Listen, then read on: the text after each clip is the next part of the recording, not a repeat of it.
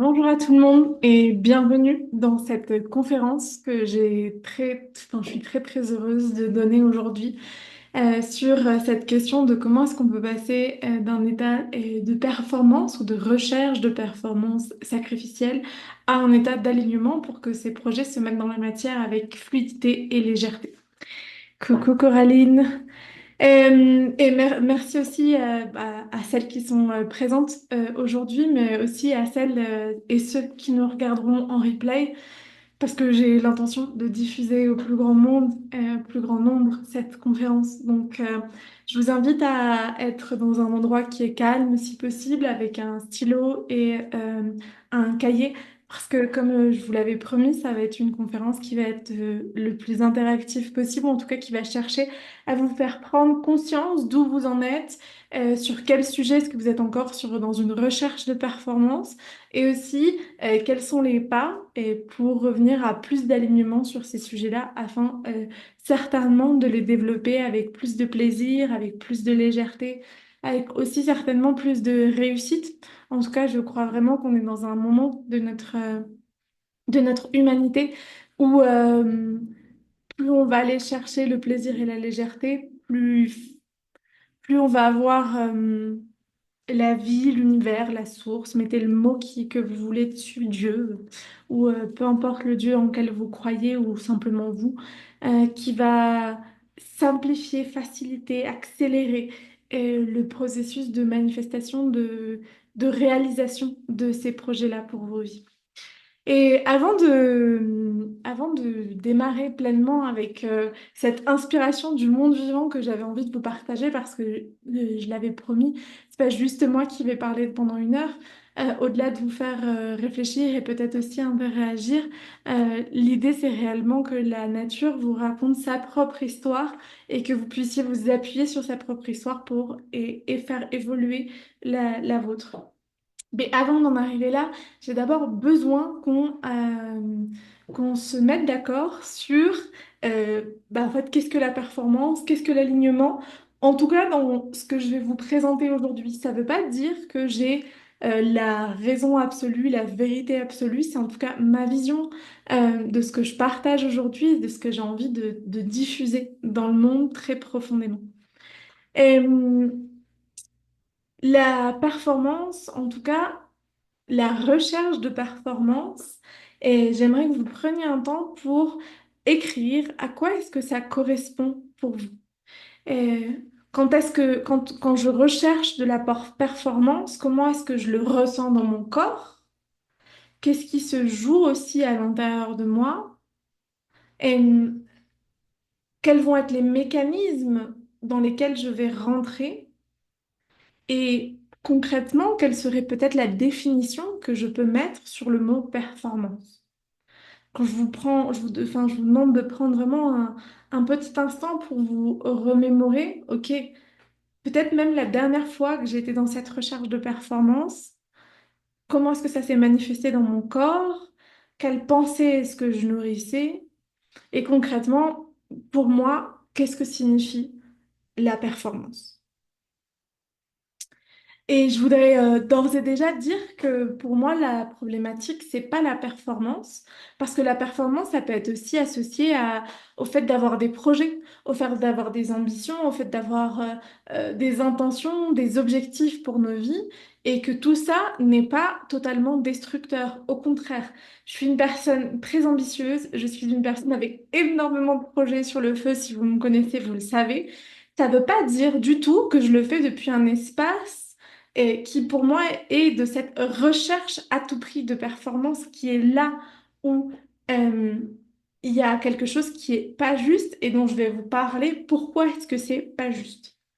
Et, donc voilà, essayez d'observer ces moments où ça a commencé à shifter dans vos cerveaux. Et finalement, si on en revient peut-être à une définition que moi je pourrais donner de la performance, c'est cette recherche à tout prix et d'un résultat au prix de sacrifice, au prix d'une volonté productiviste, c'est-à-dire une volonté euh, euh, de résultat absolu. Et c'est cette recherche de performance par le sacrifice et par la productivité qui, pour moi, est problématique. Et on va parler de par quoi est-ce qu'on peut remplacer justement le sacrifice et la recherche de productivité absolue. Si vous avez des exemples que vous avez envie de partager, peut-être un exemple tout concret la dernière fois où vous étiez, pour celles qui sont en live, si vous avez envie de nous partager dans le chat, je prendrai un temps pour lire ce que vous écrivez. Ces dernières fois, vous êtes ressenti, vous êtes vu dans une posture de recherche de performance. Je serais très heureuse. Moi, par exemple, je pense que c'était juste avant mon dernier lancement où je voulais absolument, je m'étais fixée d'avoir 80 inscrits euh, sur le format offert que je proposais juste avant. Et j'en suis venue à être un peu en mode, ok, bah, il faut que j'écrive à cette personne-là, je dois, et pas du tout depuis un espace de je choisis. C'est, je pense, une des premières clés à observer, c'est tous ces moments où on est dans le je dois et dans le il faut. Et c'est bien ces moments-là où généralement on n'est pas dans quelque chose de juste et d'aligné. Et au contraire, qu'est-ce que pour vous l'alignement? Donc de nouveau, prendre un temps pour observer à l'intérieur de vous. Peut-être penser à la dernière fois qu'un de vos projets est apparu comme ça miraculeusement. Et quand je dis miraculeusement, on sait qu'il n'y a pas de miracle, il n'y a que ce que l'on crée et ce que l'on crée avec intentionnalité. Mais toujours est-il que ça s'est fait de manière si légère que c'était waouh, ça peut être super simple et que ça a pu créer des espaces de... il y a même des espaces en moi qui n'y croient pas totalement. Mais c'est ça, l'alignement. Et j'aimerais que voilà, vous puissiez penser à cette dernière fois où un projet s'est mis en place dans votre vie avec légèreté, justesse, alignement. Où est-ce que c'était, enfin, comment est-ce que c'était dans votre corps? Comment est-ce que vous êtes senti? Quelles attitudes avez-vous eues? Et aussi, quels résultats entre guillemets, quelle magie, quel miracle avez-vous pu créer? Vraiment prendre ce temps pour se connecter à cet espace d'alignement en vous et peut-être de sentir aussi la différence entre les moments d'alignement et les moments de recherche de performance à tout prix. Alors, dans la recherche de performance à tout prix, on a Coraline, merci pour ton partage, qui nous dit, j'ai beaucoup ça dans le sport, les activités artistiques, les jeux de société, où je sens que quelque chose en moi doit prouver aux autres que je peux être meilleur qu'eux et gagner. Sinon, je ressens en moi beaucoup de déception. Je ressens beaucoup de déception de moi et de colère. C'est important d'aller, voilà, juste dans cet espace d'observateur et après de pouvoir aussi observer euh, comment est-ce que ça, résonnent dans notre corps, au contraire, les espaces d'alignement. L'alignement, pour moi, il y a plusieurs petites checkpoints que j'aime bien voir, checklist, et vous pouvez prendre un temps pour les noter. Pour moi, je suis dans un espace d'alignement quand je suis dans un espace de connaissance de ce qui se joue en moi. Euh, C'est-à-dire connaissance de mes besoins, connaissance de mes désirs, connaissance aussi de mon fonctionnement. Et quand je suis dans l'écoute de moi, c'est-à-dire que même si j'ai une connaissance de ah normalement je fonctionne comme ça, mais en fait l'important c'est d'être connecté à l'instant présent, à ce qui existe en moi. C'est un espace de respect de moi, c'est-à-dire que toutes mes décisions, ou en tout cas la majorité de mes décisions, viennent depuis ah non, c'est ok, là je suis en train de mettre en place des choses, des étapes dans ma vie, ou des petites décisions, des petits pas qui me font sentir respectée, que je me respecte moi-même. C'est aussi cet espace où je vais être en reliance et en co-création avec l'autre. Pour moi, l'alignement et le fait de créer, par exemple, je suis coach business, donc j'accompagne des entrepreneurs à développer leur activité, et que ce soit dans mon activité ou dans l'activité de mes coachés, ce que je vois, c'est que en fait, personne n'est capable de faire tout seul. Et on a toujours besoin de l'autre, au moins de clients. Parce que si on n'a pas de clients, on a des hobbies. C'est chouette les hobbies, mais les hobbies, c'est pas ça qui nous rémunère ou en tout cas nous permettent de vivre nos projets en abondance.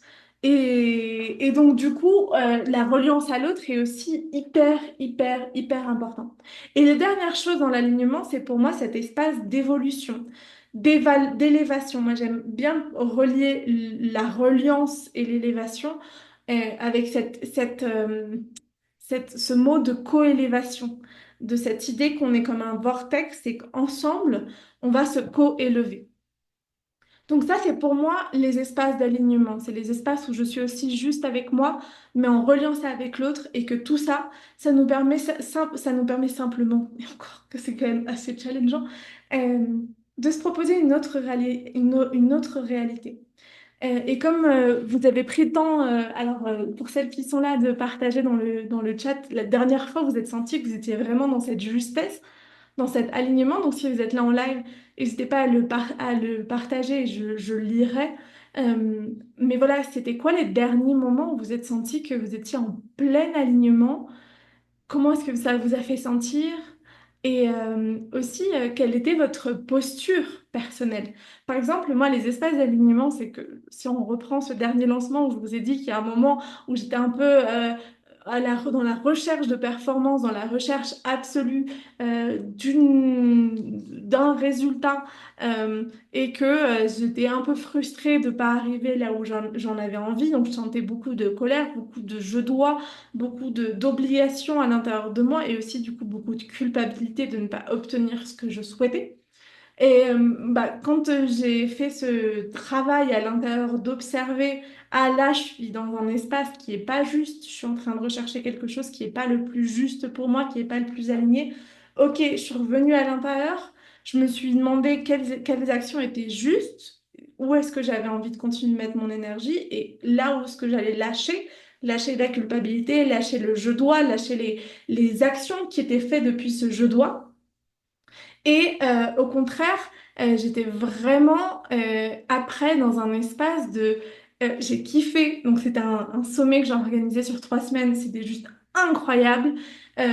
J'ai obtenu un super résultat de lancement avec plus de 9 personnes qui sont montées dans mes espaces et pour moi c'est vraiment quelque chose de super chouette à, à célébrer. J'ai fini avec de l'énergie parce qu'on parle d'un lancement que j'ai fait il y a à peine 10 jours. Je suis déjà en train de donner cette conférence. Dans une semaine, j'ai un atelier Be Magic, Be a Leader sur l'argent qui va arriver. Donc je me sens pleine d'énergie parce que c'était hyper aligné pour moi. Tout ce que j'ai mis en place, après ce moment où ça a un peu cafouillé, où je suis un peu partie en cacahuète, et puis après je me suis dit, ok, je reviens dans mon centre, je me pose la question de ce qui est juste, et à partir du moment où j'étais dans ce qui est juste, ça a juste dépoté, c'était incroyable, quoi. Alors, on a Sylvie qui nous dit que le week-end dernier, elle a fait un challenge de faire 5 kilomètres de natation et que justement, tout s'est fait dans la douleur et dans la facilité. Aucune douleur et avec le smile. C'est ces espaces d'alignement. Et Coraline qui nous dit que tout est fluide, tout est plus simple quand je suis en alignement, quand il y a un partage que je donne ou je donne au client et que je reçois tellement, c'est ça qui me fait ressentir beaucoup de joie, de gratitude pour la vie et d'amour. C'est comme si j'arrivais à mieux respirer. Et c'est intéressant justement je vais profiter de rebondir sur ce que tu viens de partager, Coraline, parce que j'arrivais à mieux respirer. Et l'un des premiers hacks qu'on apprend pour justement revenir dans un espace d'alignement, c'est de se dire, OK, comment est-ce que je me sens concrètement quand je suis en alignement? Bah, toi, tu sens que tu respires mieux. OK, c'est quoi les outils que j'ai pour respirer mieux? Pour justement, quand je suis dans mes espaces de recherche de performance, où c'est pas juste, je suis en train de jouer alors je reprends de nouveau ton exemple, Coraline, mais je suis en train de jouer un une partie de jeu de société avec ma famille et je sens que ça s'agite à l'intérieur de moi, que j'ai envie de me dire, ah, je dois prouver ma valeur, je dois gagner. Ok, ben non, là, je suis plus en train de respirer pleinement. Et donc, ça va être quoi les outils que je vais avoir en poche pour pouvoir sortir de cet état? Et ces outils, ça va être notamment dans cet exemple, de revenir à la respiration. Parce que si mon état final, quand je me sens en alignement, c'est de mieux respirer, bah, je vais commencer par mieux respirer pour pouvoir me poser les bonnes questions et rentrer dans une autre dynamique. Donc ça, c'était une petite chose que j'avais très envie de vous partager, de comment est-ce que justement on passe de la performance à l'alignement. Ben, c'est déjà observer, ça veut dire quoi l'alignement pour nous et comment est-ce qu'on va l'implémenter dans notre quotidien. Non mais alors, respirer, c'est tellement important. Moi, je me suis rendu compte que je savais pas respirer jusqu'à il y a 2 ans, je pense. Et ça a été un game changer pour moi. Ok, je vais boire un peu d'eau parce que je sens que j'ai soif.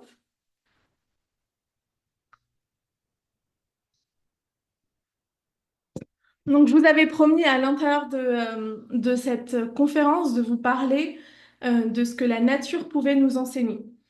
Il y a d'abord deux modèles de production avec la nature que j'aimerais vous présenter. Donc, il y a l'agriculture intensive, en tout cas la culture intensive et la culture naturelle.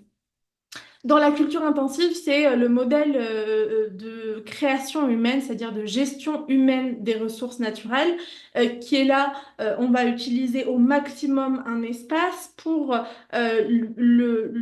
justement lui rechercher sa performance, qu'il produise au maximum. Sauf que qu'est-ce qu'on voit souvent, c'est qu'au bout de quelques mois, quelques années, ils perdent justement en créativité, en capacité de produire. Et donc, du coup, il y a maintenant énormément de modèles qui montrent qu'on a besoin de faire laisser reposer euh, euh, les sols juste après avoir fait de l'agriculture intensive parce qu'il n'y a plus de vivant, plus de vie à l'intérieur de ces sols-là. Alors que quand on est sur une culture naturelle, je vous invite par exemple, à vous intéresser à la trajectoire de Pierre Rabhi, qui est donc une personne qui a beaucoup vulgarisé l'agroécologie, la permaculture, l'agroforesterie en France, alors surtout la permaculture d'ailleurs, mais ce sont de différents modèles que, si ça vous intéresse, je vous invite juste à comprendre un peu le fonctionnement, parce qu'il y a beaucoup de choses qu'on peut retirer de la permaculture pour comprendre comment est-ce que collectivement, il est intéressant pour nous de co-créer. Et on se rend compte, par exemple, et pourquoi est-ce que je vous parlais de Pierre Rabhi? Parce que si vous vous intéressez à l'histoire de Pierre Rabhi, je ne sais pas si quelqu'un la connaît ici, mais donc il est allé se mettre, c'est un immigré, euh, je ne sais plus si du Maroc, de la Tunisie ou de l'Algérie, mais voilà, un immigré du nord de l'Afrique qui travaillait pendant quelque temps à l'usine. C'est là qu'il a connu sa femme et puis ils avaient tous les deux le rêve d'une vie plus naturelle et ils sont partis, alors si je me souviens bien, c'est en Creuse ou voilà, dans des espaces assez reculés de France. En Creuse, justement, on va dire que c'est la Creuse. Si je me trompe, je suis vraiment désolée. Vous n'hésitez pas à me le dire dans le chat, mais il me semble bien que Pierre Rabhi est parti en Creuse.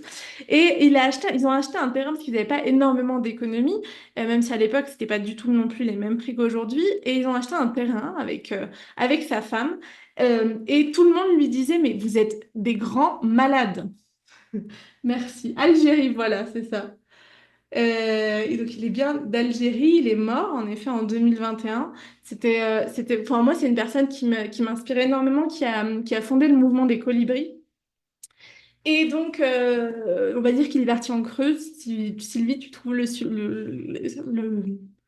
enfin, si tu me confirmes ou tu m'infirmes cette donnée, je reprendrai la bonne donnée après.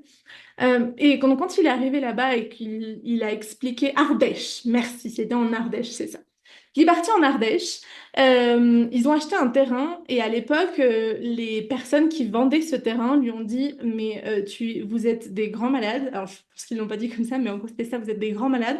Ce bout de terrain, il est mort, il n'y a pas de vie, il n'y a jamais eu de vie, c'est du caillou, etc., etc., etc. Et eux, ils ont dit, non, mais moi, je crois qu'on peut récupérer ce terrain-là, on peut récupérer la force naturelle de ce terrain-là.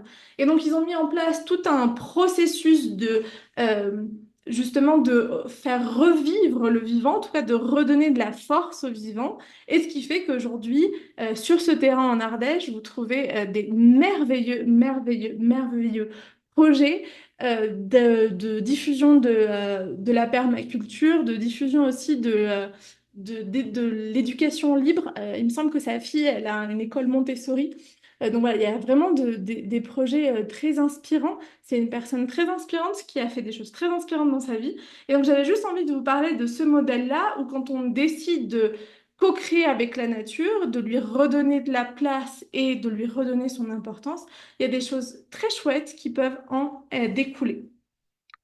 Et, je voulais juste vous reparler pour reprendre et avant de plonger vers vraiment le monde vivant qui nous inspire et qui nous donne des clés. Et, concrètement, dans cette culture naturelle, qu'est-ce qu'on retrouve? On retrouve de la reliance entre les êtres vivants, que ce soit animaux, végétaux ou humains. On retrouve une certaine interdépendance, c'est-à-dire l'interreliance, c'est-à-dire qu'on se nourrit, mais l'interdépendance, ça veut dire aussi qu'on dépend les uns des autres. Les humains dépendaient des chèvres pour avoir leur fromage et les chèvres dépendaient d'une herbe verte pour pouvoir être bien nourris et fournir du lait. Et donc on voit que dans la nature, quand il y a un équilibre dans les écosystèmes, on voit une interreliance, une interdépendance, une durabilité aussi.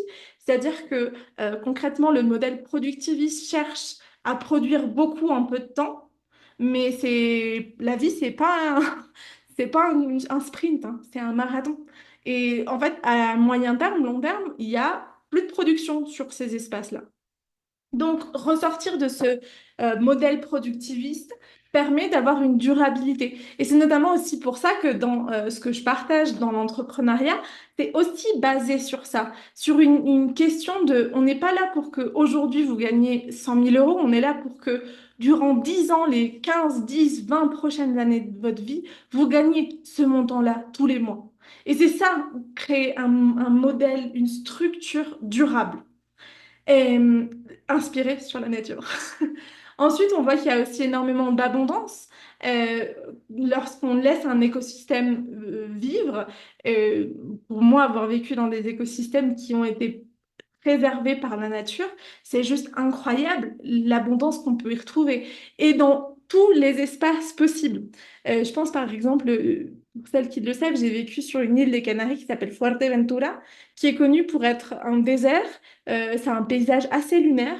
Et moi, je vivais dans un petit oasis où ma propriétaire prenait énormément soin de son espace et avait planté des arbres qui lui avaient permis de créer comme un espèce d'oasis avec de l'eau qui était récupérée de la pluie, etc. Et c'était hyper abondant. J'ai jamais mangé, enfin, je mangeais des mangues, je mangeais de la papaye, je mangeais, mais aussi comment on appelle ça, du potimarron, des tomates, du poivron. Bon, après, il faut savoir quand même que les îles des Canaries sont très riches dans leur sol, mais on peut voir que même un désert, quand on sait de redonner sa capacité à créer de l'eau, à créer ce dont il a besoin, il y a réellement une vraie abondance. Et je vous l'ai dit parce que je l'ai vu de mes yeux vus. Donc l'abondance, elle est même dans les espaces qui paraissent les moins propices à cela. Et puis, il y a aussi une question d'éthique. Il y a aussi une question de concrètement quel est l'impact qu'on a envie d'avoir sur nous, sur notre écosystème, sur notre famille, sur la nature en règle générale, enfin, sur le monde du vivant, le monde des végétaux, le monde des animaux. Et c'est les mêmes interrogations qu'on peut avoir aujourd'hui dans notre entreprise, si on est entrepreneur et dans notre vie en règle générale. La recherche de performance, elle se fait au détriment de notre bien-être, du bien-être de notre famille, du bien-être de notre corps, c'est-à-dire, de nos corps émotionnels, mental, physique, etc. Ça se fait aussi souvent au détriment de l'équilibre naturel de l'espace où on se trouve. Ça se fait peut-être même au détriment de peut-être des animaux, du vivant qui vit avec nous. Et c'est une réelle problématique de notre siècle, c'est-à-dire le fait que l'on ne soit pas assez relié au vivant. D'où le fait que je vous parle que du monde vivant. Ok, maintenant je vous avais dit que j'avais envie que la nature vous inspire. J'avais aussi promis de parler d'une plante qui est très importante pour moi. Celles qui me connaissent le savent. Vous pouvez reconnaître ici. C'est une cabosse de cacao, donc de chocolat, enfin avec lequel on fait du chocolat. Et donc c'est en m'inspirant de cette plante que j'ai envie de vous amener à re-réfléchir les espaces de performance qui peuvent encore exister à l'intérieur de votre quotidien. Ok, et avant d'arriver à cet état de cabosse qui est pas très vivante, hein, je l'ai laissé sécher avec moi, donc si je l'ouvre, là, il y a pas de fève de cacao qui peut être mangée. Mais avant arriver à cet état-là, il y a plein d'autres étapes. Mais avant de vous raconter ça, j'ai envie que vous vous connectiez à la dernière fois où vous étiez dans la recherche de performance dans votre monde professionnel. C'est-à-dire, j'ai envie vraiment qu'on se concentre sur, alors que vous soyez entrepreneur à 100% ou en processus de devenir entrepreneur avec peut-être une activité salariale ou fonctionnariale à côté, peu importe. J'ai envie que vous vous concentriez sur votre monde professionnel et que vous preniez le dernier exemple, le dernier moment ou en tout cas le moment qui est le plus challengeant pour vous, en ce moment là, je sens que je suis dans la recherche de performance. Peut-être parce que, euh, alors je prends des exemples que je sais qui vont parler à des personnes ici, mais parce que c'est des exemples que je vois souvent en ce moment autour de moi, donc c'est pas, c'est pas juste très dédié, mais c'est j'ai envie de sortir une offre et en fait, je me mange la tête parce que je me dis, ah, mais si j'arrive pas, si je donne pas de résultat, s'il n'y a pas de résultat, si les gens sont déçus, si je vends pas. Ça peut être aussi, j'ai une deadline, il y a un moment où peut-être des aides que je recevais vont disparaître, que ce soit familial ou par l'État, et donc j'ai un besoin de générer plus d'argent avant telle date. Euh, Ça peut être aussi, je m'organise d'une certaine manière alors que en fait je sais que je devrais faire beaucoup plus de pauses, prendre plus de temps pour moi. Donc c'est tous ces espaces où je vois bien qu'à l'intérieur de mon monde entrepreneurial, ça, ou de mon monde professionnel, ça part en cacahuète à un certain endroit. Et c'est normal parce que vous allez le voir, vous allez le découvrir, ça fait partie de l'être humain. On n'est pas fait pour être parfait, on n'est pas fait pour être, enfin, en tout cas dans cette perfection idéaliste parce que j'ai compris que ça fonctionnait mieux quand j'étais alignée et quand j'essaie de sortir de cette recherche de performance. Bah, ça ne veut pas dire qu'en fait je suis tout le temps dans un espace d'alignement. Je vous partageais qu'il y a moins d'un mois, j'étais dans la recherche de performance et que je me suis mangé le coco, je me suis mangé le cerveau. Donc, je veux dire, je pense que cette question de l'alignement, c'est une question dont je parle depuis 5, 6, 7 ans, non, 5 ans au moins, dans mon quotidien, depuis 3 ans avec Kaluna. Donc, c'est vraiment un sujet qui me tient à cœur. Et j'ai pourtant aucune prétention d'être arrivée à un niveau où il y a zéro recherche de performance par le sacrifice ou par la recherche d'être productive. Et est-ce que vous avez toutes, et en tout cas toutes les personnes qui sont en live, est-ce que vous avez ce dernier moment où ce sujet où vous sentez que ça recherche de performance et c'est pas juste. Et l'idée, c'est que en nous inspirant du monde vivant et donc de l'histoire de Mama Cacao, vous puissiez trouver quelle est votre justesse et comment est-ce que vous pouvez revenir dans un espace d'alignement sur ce sujet-là. Vous pouvez lever la main, enfin, ou dire oui de la tête, si pour celle dont je vois la tête. Et j'ai pas forcément besoin de savoir le sujet, mais que vous l'ayez pour vous. Il y a 2 ans, une catastrophe et un bel apprentissage. Ok. Donc Sylvie, c'est bon. J'espère que pour Coraline et Dina aussi.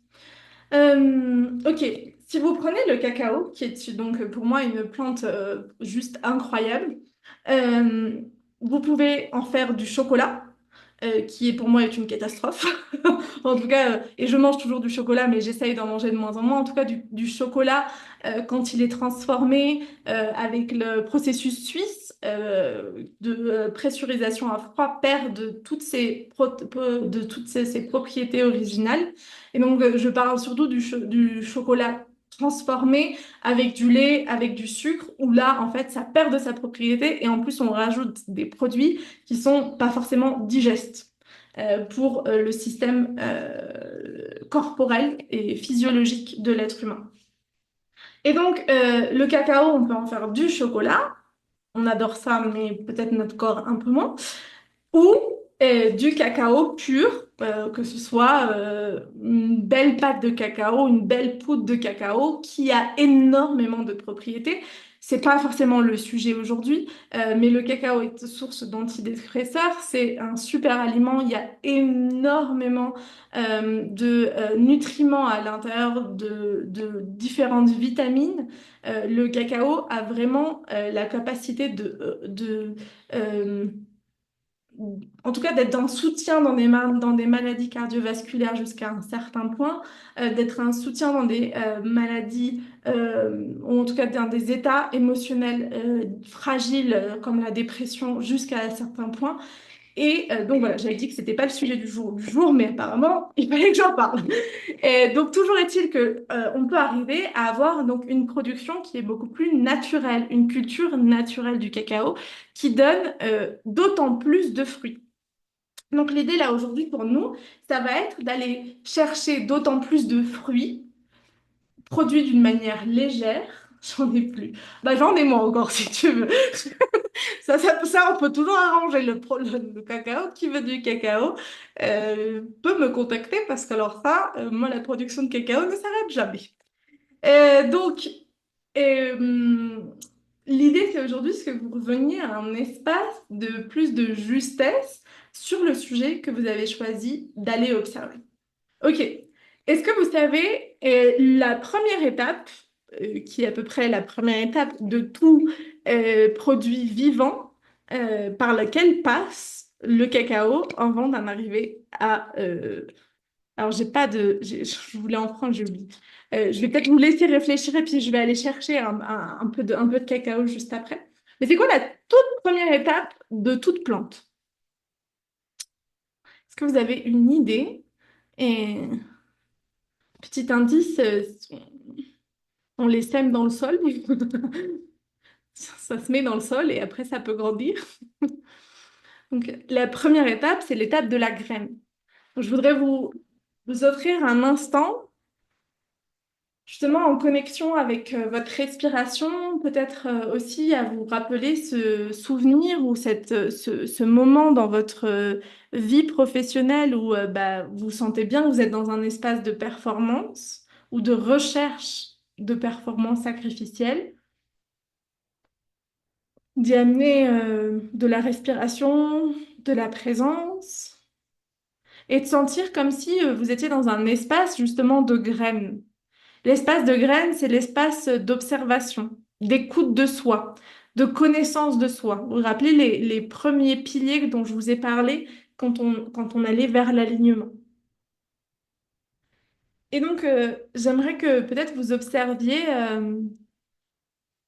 le pourquoi. Pourquoi est-ce que c'est cet état d'être qui prend part, qui même est peut-être euh, dominant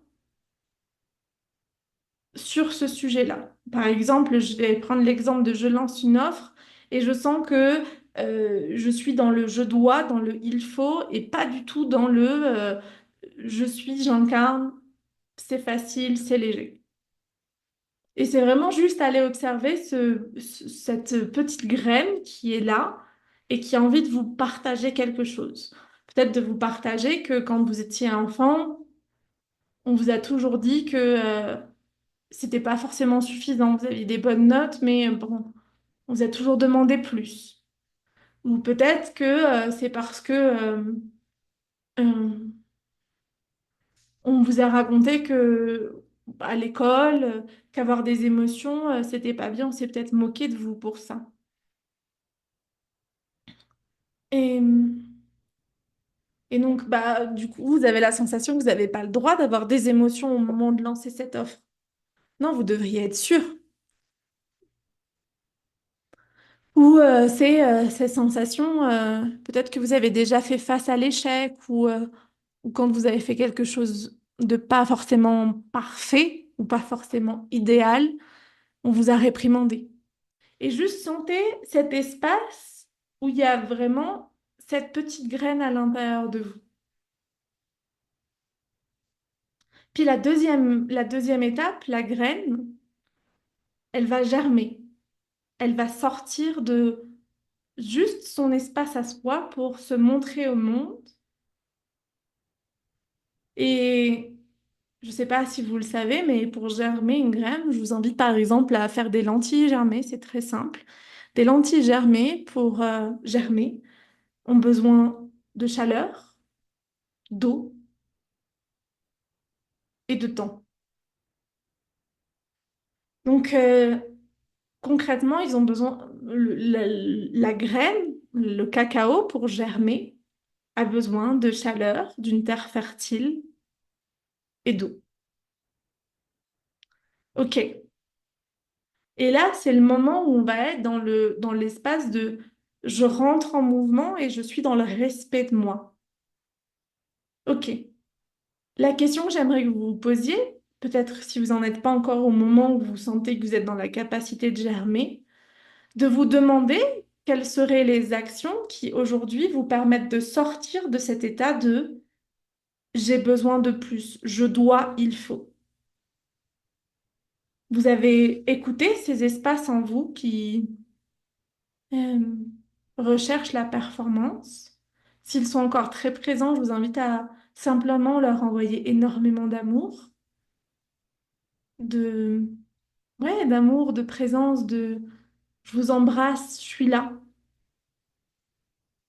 Et depuis cet espace d'adulte, de montrer qu'il y a un autre chemin, que on peut nourrir, si on reprend l'exemple que je donnais, le lancement de cette offre, avec un autre chemin, beaucoup plus aligné.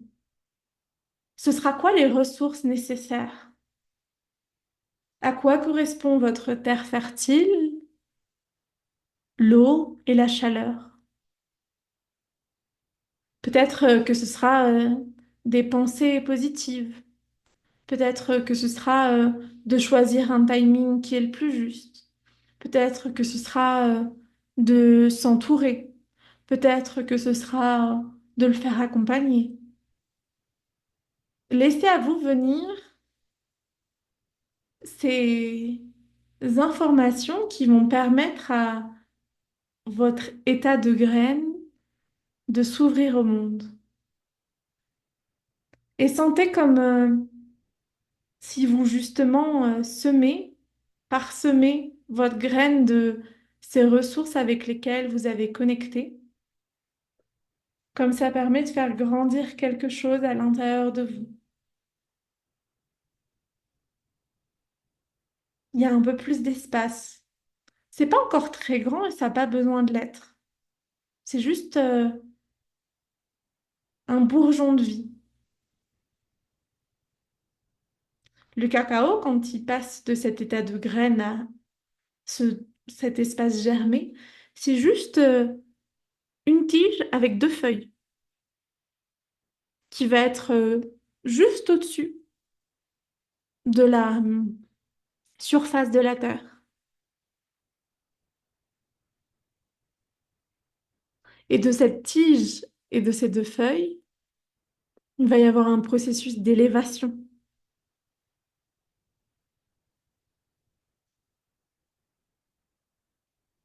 Hmm. Sentez ce premier processus d'élévation qui se fait à l'intérieur de vous parce que vous nourrissez votre graine, vous nourrissez votre cacao intérieur de toutes ces ressources nécessaires pour vous. Et maintenant, le cacao a une autre information merveilleuse à nous délivrer, c'est-à-dire que cette pousse de cacao, cette tige et ces deux feuilles ne deviendront un grand arbre capable de produire des cabosses, bon, des fleurs puis des cabosses. que parce que elles sont couvertes d'autres arbres plus grands. Le cacao dépend de l'autre pour croître, pour grandir, pour s'élever. Donc, je vous inviterai à revenir voilà, dans votre espace intérieur, à sentir ce sujet qui est en train d'évoluer, le sujet sur lequel vous vous sentez être en recherche de performance, qui est en train de s'aligner parce que vous l'avez nourri avec les ressources nécessaires. Et sentez autour de vous ces arbres qui vous donnent de l'ombre pour grandir.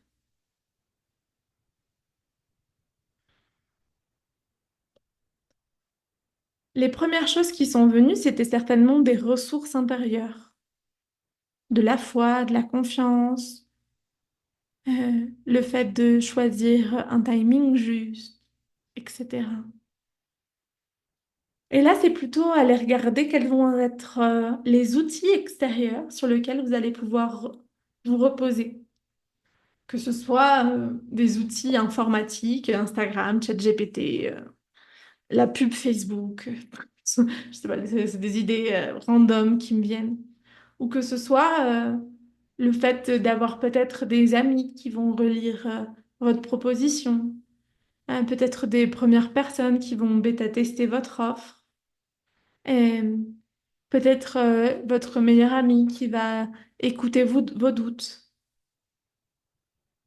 Sentez comme parce que vous nourrissez votre graine de votre amour, mais aussi parce que vous avez une forêt autour de vous qui vous soutient. Vous pouvez continuer de grandir autour de vous, de grandir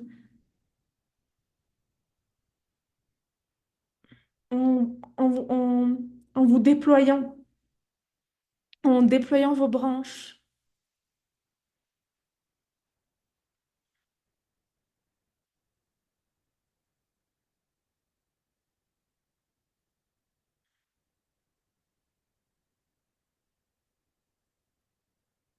Hmm.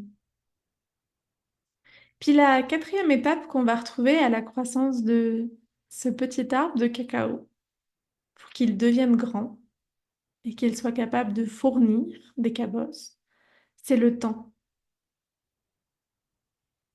Alors, je vous invite à parsemer, continuer de parsemer votre graine intérieure qui est maintenant un bel arbre.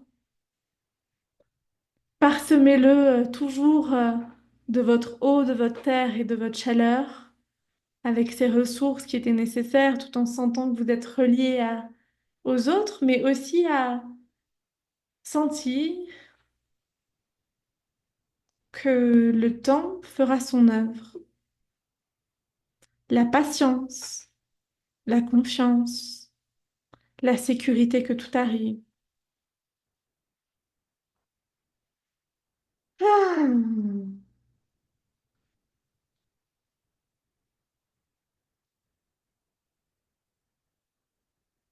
Puis quand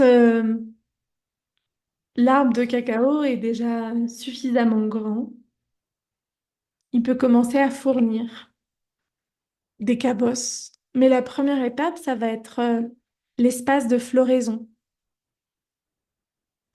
Et l'espace de floraison, c'est un espace de mort pour renaître.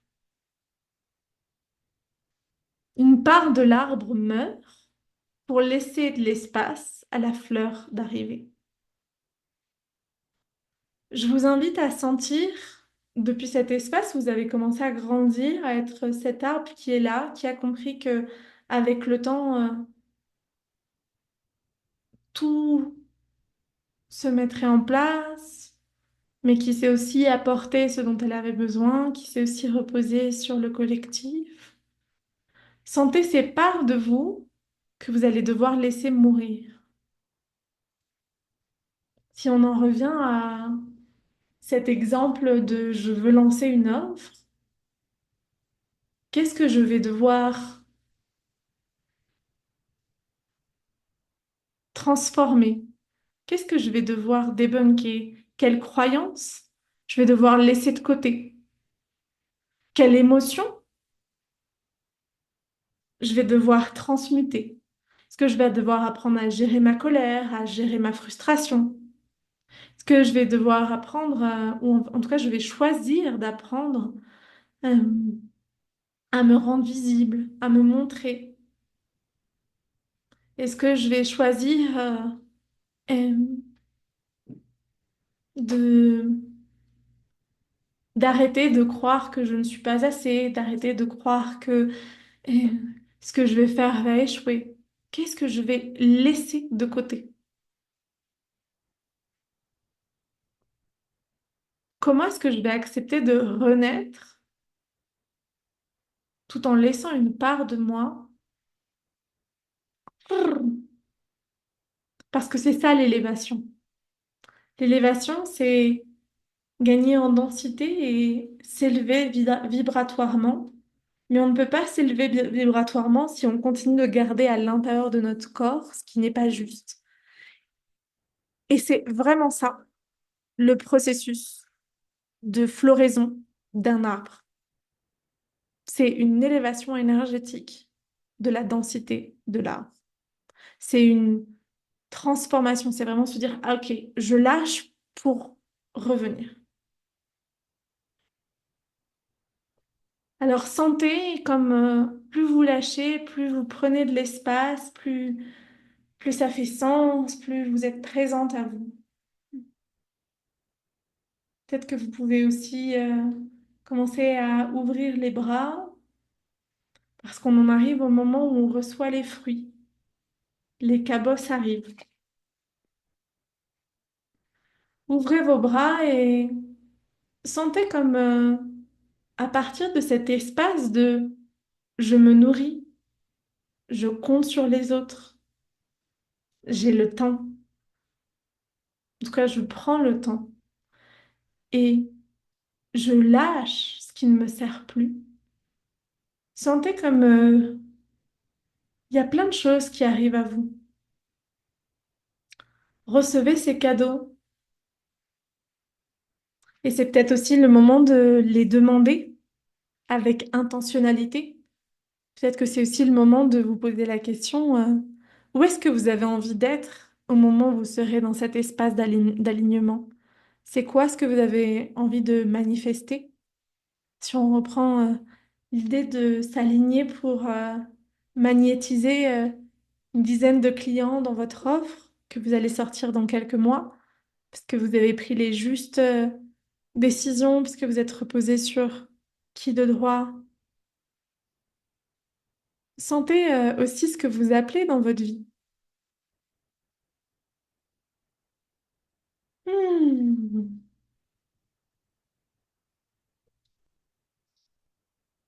Prenez un temps aussi pour être dans la gratitude, dans la gratitude de ces fruits que vous recevez, de cette abondance, de cette interdépendance. Hmm. Dans la gratitude aussi de vous-même, de tout ce que vous avez été en capacité de lâcher.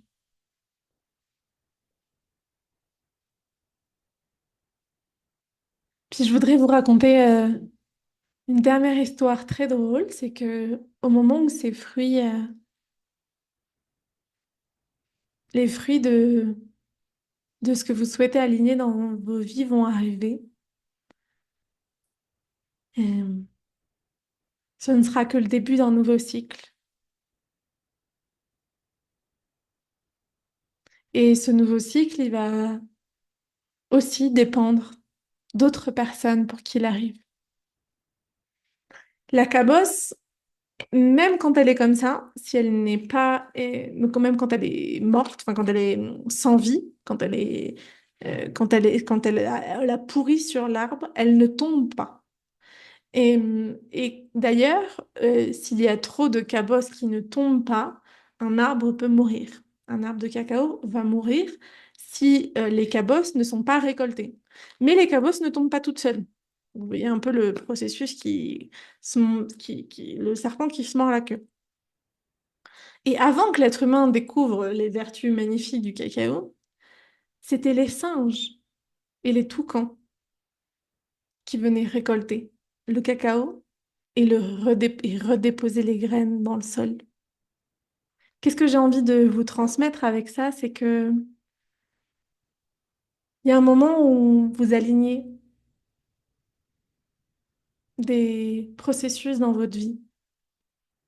C'est comme toutes ces petites expériences où vous avez senti que il y a des moments où c'était hyper aligné dans votre vie.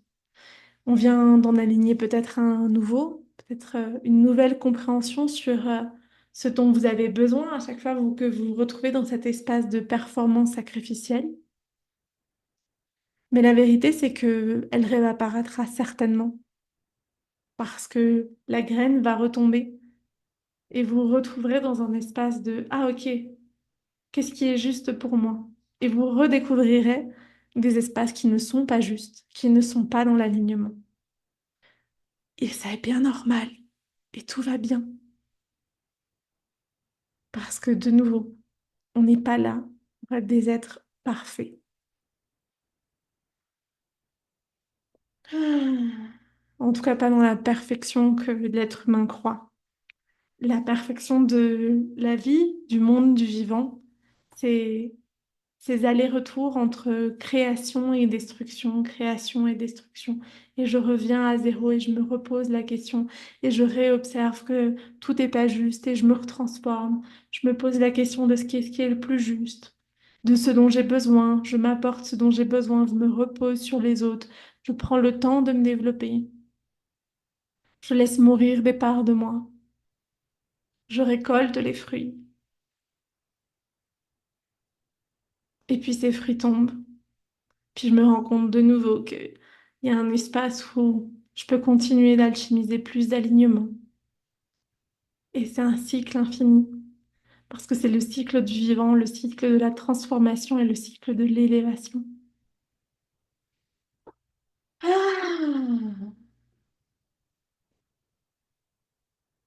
Hmm. Je vous invite à prendre un temps peut-être pour écrire ce que vous avez visualisé, ce que vous avez ressenti, de quoi est-ce que vous aurez besoin,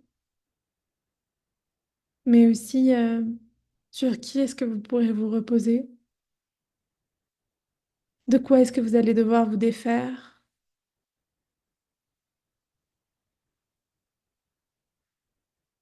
Qu'est-ce que vous souhaitez récolter? Qu'est-ce que vous sentez que vous allez récolter? Hmm.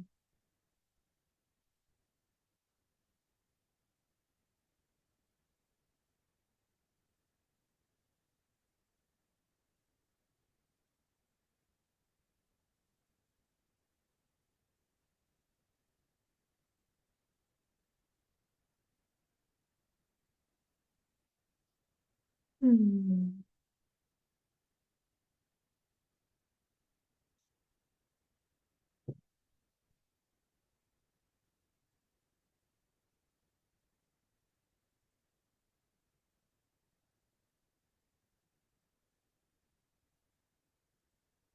Je vous invite à connecter avec trois petites actions que vous allez en mettre en place dès aujourd'hui. Les trois plus petits pas. Est-ce que c'est vous endormir avec gratitude, prendre le temps d'envoyer un petit message? Est-ce que ça va être de prendre soin de vous? Est-ce que ça va être de commencer à récolter certains fruits aussi?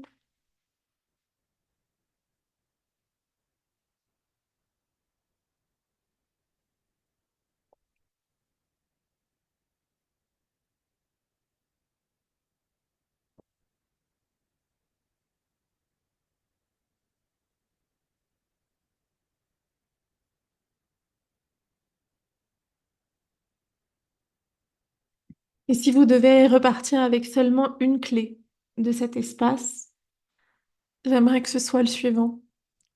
À chaque fois que Vous vous sentez à côté de votre vie, à côté de votre corps. Chaque fois que vous sentez que ce que vous êtes en train de mettre en place, c'est pas le plus juste. Revenez à cet espace de nature, que ce soit en vous immersif, en vous plongeant dans un bain d'eau chaude avec du gros sel, que ce soit en allant à la mer, que ce soit en vous reconnectant simplement à votre souffle et à cette sensation d'être cette petite graine et d'observer comment est-ce que vous pouvez faire grandir la vie à l'intérieur de vous. Mon seul souhait, ou en tout cas s'il y a une chose que j'aimerais que vous reteniez de cette conférence, c'est reviens à la nature. Elle a l'essentiel des enseignements. Elle a toutes les clés. Si vous avez envie de partager dans le chat, peut-être les trois pépites, un, deux, trois, ou zéro, si c'est pas OK pour vous, mais ouais, de partager avec quelle pépite est-ce que vous repartez de cet espace. Si vous regardez cet espace en replay, cette conférence offerte, n'hésitez pas à venir me les partager aussi en, en privé sur Instagram. Vous pouvez me retrouver un peu quotidiennement sur Instagram. Instagram, c'est @Cecilia-du-8-du-bas, Germain. Et ce sera avec plaisir d'échanger avec vous.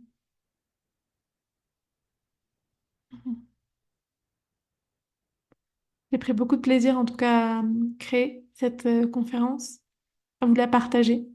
J'espère qu'elle pourra arriver à plein d'autres cœurs. Peut-être qu'un jour aussi, je la ferai en présentiel et je ramènerai du cacao à tout le monde, en cacaoter tout le monde. Allez, connexion au cœur direct. En tout cas, c'est mon souhait. Prendre plus de temps pour moi, plus de méditation et plus de douceur et de lenteur. Prendre le temps, respirer et prendre des pauses au milieu de la nature. Franchement, moi, dès que je sais plus trop quoi, ce que je dois faire, et je me dis, OK, c'est le moment de faire stop et on part. Et ça peut être challengeant parce que au début, on a plus de moments de doute que de moments de sécurité. Mais soyez sûr que ça dure qu'un temps. J'en suis la preuve. J'ai passé beaucoup, il y a des étés où j'ai vraiment passé beaucoup de temps dans la nature. Parce que j'étais perdue, et si c'est un sujet qui est aussi important pour moi, c'est parce que je sais ce que c'est de se sentir à côté de son corps et d'être dans une recherche de performance qui est pas juste. Et Coraline nous dit que je suis bien plus entourée que je ne le pense. À ça, j'en doute pas. Et je peux donner à long terme sans donner mes parts de moi-même, rester connectée à mes ressentis corporels. Trop chouette. Et mais c'est des bien belles pépites. Je vous remercie, mesdames, pour cette présence aujourd'hui en live et pour toutes les âmes et les êtres qui nous regarderont en replay. Et, je vous souhaite une très, très, très belle soirée, un très, très bon moment, un très, très bel instant. Et je vous dis à tout bientôt. Ciao, ciao.